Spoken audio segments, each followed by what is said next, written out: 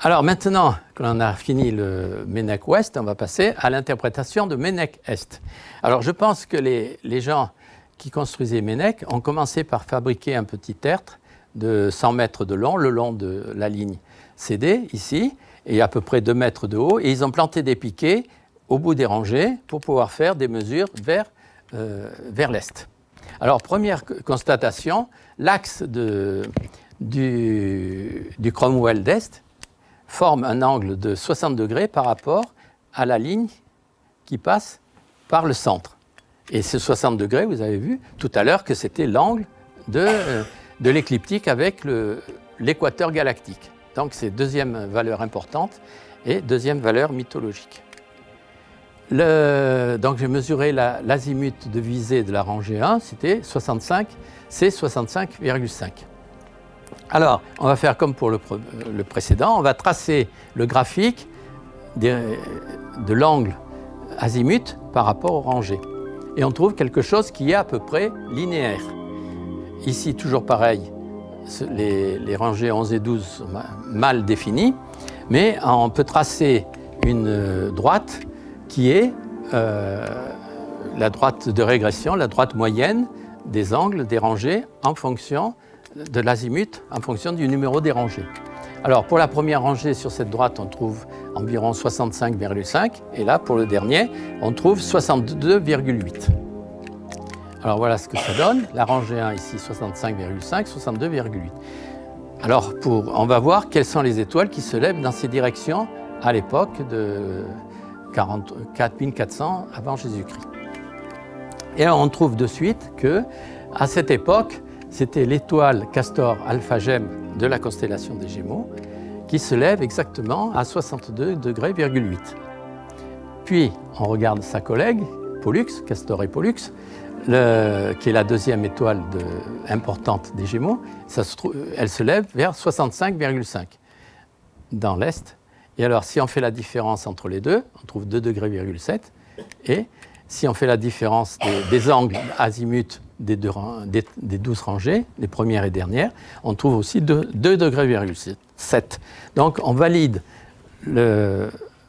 l'hypothèse que la rangée 1 définit le lever de Pollux vers l'est et la rangée 12 définit le lever de Castor. Bon, et maintenant il faut définir à quoi servent les autres rangées. Alors comme ces rangées convergent, de suite on pense au lever du soleil. Mais il y a un petit problème, c'est que si on divise 2,7 degrés par 11, on trouve 0,5 degrés. Or, on sait que chaque jour, le soleil se lève avec une différence d'angle de 0,5 degrés en azimut vers l'est. Donc c'est le double des rangées. Alors on imagine de suite qu'ils ont effectué les mesures avec une rangée sur deux pour que ça fasse 0,5 degrés pour avoir les levers de soleil consécutifs tous les jours. Alors voilà ce qui se passe. Ils ont mesuré les levers du soleil pour les rangées impaires, ici, avec la première rangée qui vise le lever de Pollux, entre le 8 et le 13 juin, c'est-à-dire le soleil montant vers l'été. Et pour les rangées paires, ils ont mesuré l'azimut du lever du soleil entre le 9 et le 14 septembre dans le sens descendant. Et alors si on mélange les deux valeurs, les paires et les impaires, à ce moment-là, on trouve une série de 12 rangées qui coïncident parfaitement avec les angles des rangées. Alors voici ce que les calculs montrent. Ici, vous avez en rouge les azimuts de lever du soleil et en vert, vous avez la droite moyenne des azimuts, de l'évolution des azimuts des rangées. Et vous voyez que ça coïncide rigoureusement parfaitement. Ici, vous avez Pollux, là c'est Castor, Pollux, Castor, pour les rangées paires et impaires. Donc, ça, une fois de plus, ça valide l'interprétation par le Soleil et par le Castor et Pollux des rangées de Ménec Est. Alors, une fois qu'on a fini le Ménec, on va passer aux alignements de Kerr-Mario. Alors, ils sont plus longs. Il y a à peu près le même nombre de menhirs, mais ils sont beaucoup plus longs. Mais malheureusement, ils ont été extrêmement dégradés avec le temps. Vous voyez ici, on a construit une maison au milieu des menhirs, tranquille. Ici, c'est un mini-golf. Voilà. Donc la route, pareil, qui a bousillé les rangées 11 et 12. Ici, il y a de la forêt. Là, il y a de la forêt. Et quelque part par là et par là, il y a un grand menhir qui va définir des directions intéressantes. Donc, ces alignements sont difficiles à interpréter parce que donc ils ont été très dégradés. Alors voici le schéma de Thom que l'on divise en plusieurs parties. Ici, vous voyez, ça c'est la partie ouest et il y a une certaine évolution comme ceci vers le nord. Il y a un virage. Ensuite, les rangées deviennent plus ou moins droites. Thom a trouvé qu'il y avait des rangées dans un autre sens vers le milieu. Et ensuite, il y a d'autres directions qui sont définies par deux grands menhirs qui se trouvent à l'est. Et alors, il a trouvé aussi qu'il y avait une rangée ici qui était parallèle à ces rangées. Alors, ces premières rangées, on les a identifiées comme étant ayant été créées à la même époque que le Mennec. Donc la partie ouest, juste avant le virage, et la partie intérieure. Et alors, en travaillant un peu, on s'aperçoit que la rangée qui est ici est parallèle à celle-ci. Comme ça. Ça, c'est Thom qui l'avait déterminé. Donc, on peut imaginer qu'il y avait, au départ, 12 rangées parallèles entre la partie centrale et la partie ouest. Et ces 12 rangées parallèles, vous voyez, donc c'était les premiers alignements de Kerr-Mariot étaient certainement ces 12 rangées. Ensuite, au cours du temps, ils ont démonté les menhirs et ils les ont replacés dans d'autres directions en fonction justement de la précession, de la variation de direction des étoiles qu'ils visaient. Alors, pour la première partie ouest, on trouve que l'azimut, c'est 66 degrés, c'est la même exactement que celle de Mennec Est, et ça correspond au lever de Pollux en 4400 avant Jésus-Christ. Et voici le lever de Pollux à 66 degrés, donc ça correspond à cette valeur. Donc c'est très intéressant et c'est bon. Ensuite, on passe à la deuxième partie. À ce moment-là, les constructeurs de Kerr-Mariot ont démonté les premiers alignements et les ont alignés sur d'autres choses. Alors ça s'est passé plus tard, en 4100 avant Jésus-Christ, et à ce moment-là, on trouve plusieurs alignements qui correspondent au lever de Castor, mais en 4100 avant Jésus-Christ, pour un azimut de 60 degrés. Et à ce moment-là, vous avez le lever de Castor vers l'azimut de 60 degrés. Et pour le dernier, à ce moment-là, ça tourne encore. Ce sont les deux grands menhirs qui donnent l'alignement. Et on trouve pour un azimut de 57 degrés une valeur qui correspond à 3700 avant Jésus-Christ, donc c'est beaucoup plus tard. Et ça correspond aussi au lever de Castor. Donc on finit l'alignement de Kerr-Mariot qui est vraiment très dégradé. Alors après, nous allons passer aux alignements de Kerr-Lescan. Alors le Kerr-Lescan, c'est tout petit, c'est beaucoup plus petit que les autres.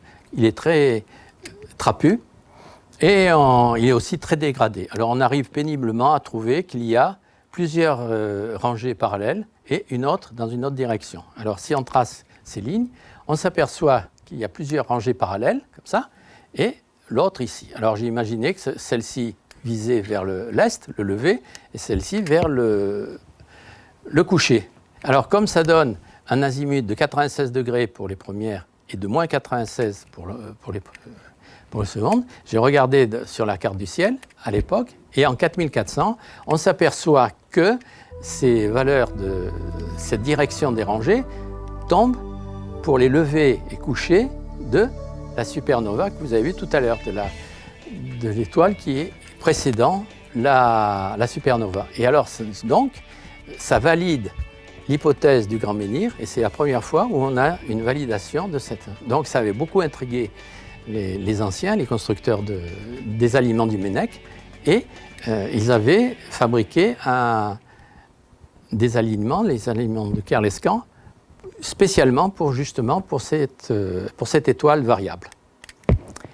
Quand on a fini le Kerlescan, on peut passer au petit Mennec. Alors le petit Mennec, ça a un ennui, c'est parce qu'il se trouve dans la forêt. Il y a des arbres et on ne peut pas avoir les photos par avion ou par satellite des menhirs comme tout à l'heure avec Google Earth.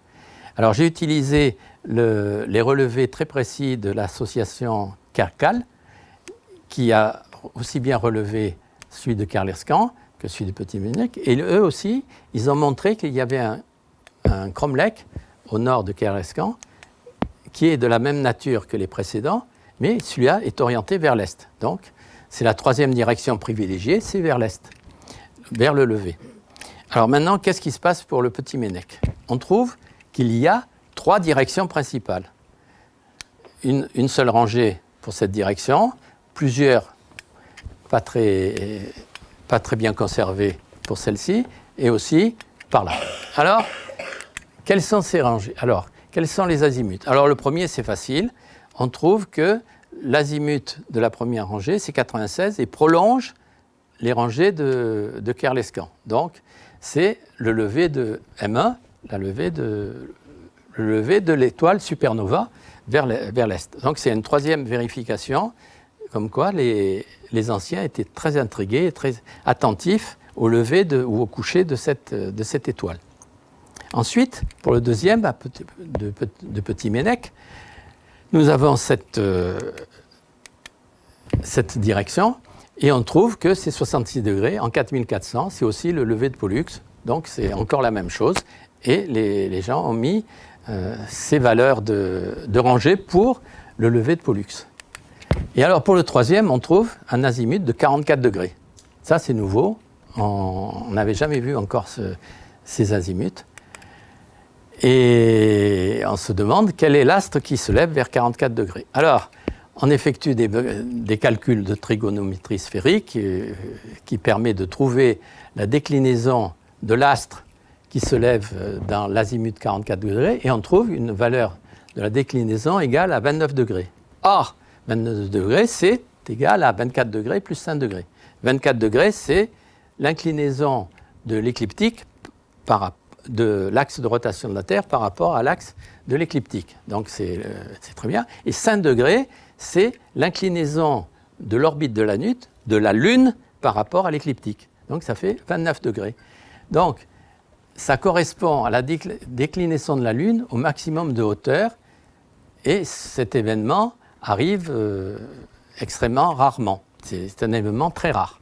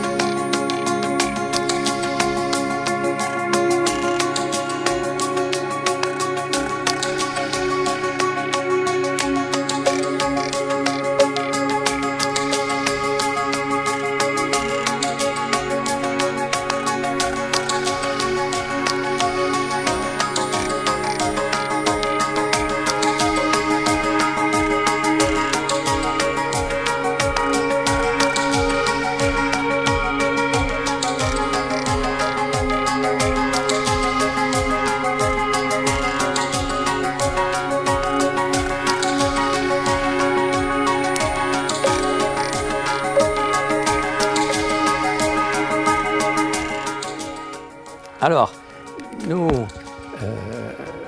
donc voilà, c'est 44 degrés, ça correspond à la Lune le plus au nord possible. Et alors, ça avait intrigué visiblement ça, mais pourquoi? Alors voilà ce qui se passe. Nous sommes au solstice d'hiver. À ce moment-là, Carnac, ça se trouve quelque part par ici. Nous sommes à midi et le Soleil est en hiver extrêmement bas, à moins 24 degrés sous l'équateur terrestre. Ensuite, la Terre tourne de 12 heures et on voit la pleine Lune qui se trouve à 5 degrés de hauteur par rapport à l'écliptique. Ici, vous avez l'écliptique au minimum de hauteur et de l'autre côté, elle se trouve au maximum de hauteur. Vous rajoutez 5 degrés, vous avez 29 degrés. Et à ce moment-là, vous avez la pleine Lune en même temps que le Soleil au solstice d'hiver, pour cette direction.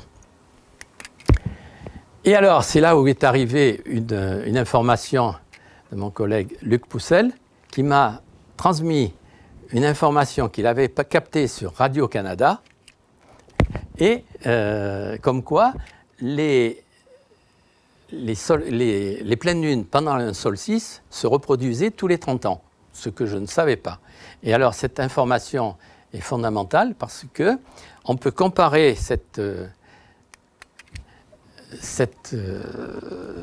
événement à ce qui se passe en Égypte. En effet, les couronnes rouges sont fabriquées avec une hyperbole. Alors cette hyperbole, ça correspond à la trajectoire de la Lune en Égypte, dans le nord de l'Égypte, pour une position de la Lune au maximum de hauteur vers le nord.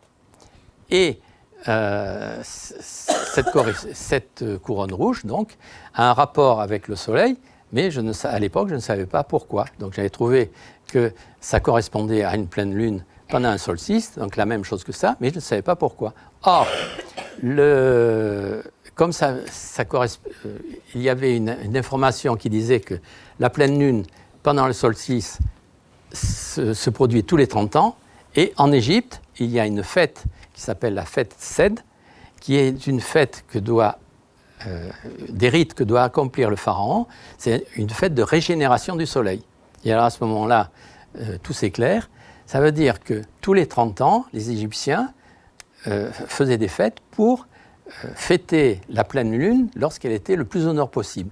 Ça veut dire qu'elle était le plus au nord possible, donc elle avait un maximum d'énergie, et elle allait aider, à travers la couronne rouge du pharaon, le soleil, qui était en hiver au minimum d'énergie, de repasser en été pour reobtenir le maximum d'énergie de l'été. Et c'était dévolu au pharaon d'aider le soleil avec sa couronne pour qu'il repasse en été.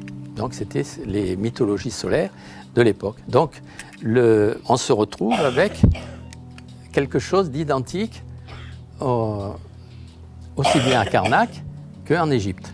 Et la première couronne rouge a été gravée en 3600 avant Jésus-Christ, c'est-à-dire 800 ans après le petit Ménech. Alors, tout ça, c'est bien joli, mais ça implique des choses extraordinaires. S'ils ont mis ces alignements à 44 degrés, ça veut dire que les gens savaient qu'il y avait un cycle de 30 ans. Donc, pour avoir un cycle de 30 ans, ça veut dire qu'ils avaient transmis l'information au cours du temps et sur des dizaines, voire des centaines d'années. Il en est de même pour le Ménech, le premier alignement. Vous avez vu que les coïncidences, les conjonctions entre Vénus et Jupiter se produisent tous les 24 ans. Ça ne se fait pas comme ça. Donc il faut qu'ils aient compris qu'il y avait une périodicité de 24 ans. Donc il a fallu qu'ils travaillent et qu'ils enregistrent les données pendant des dizaines, voire des centaines d'années. Or, pour cela, il faut que les chamans aient des élèves, ils transmettent l'information. Mais en plus, il faut aussi qu'ils aient des supports gravés qui leur permettent de se rappeler des positions des planètes dans le ciel. Or, ces supports gravés, ça peut être des plaques de bois qui ont disparu, ça peut être aussi des os gravés, ou ça peut être aussi des pierres gravées. Et vous en avez une, par exemple, je pense, qui se trouve au musée Castrum Vetus, qui a été trouvé par M. Courtin, Jean Courtin, il y a à peu près 50 ans. Et à ce moment-là, elle est positionnée au musée de Castrum Vetus, et on trouve un galet avec des gravures dessus. Et il y a aussi un autre galet gravé à peu près identique qui a été trouvé récemment dans le Yorkshire, c'est-à-dire au milieu de l'Angleterre à droite, et qui date de 9000 ans avant Jésus-Christ. Donc il est très probable que ces pierres gravées sont des mémos de position astronomique.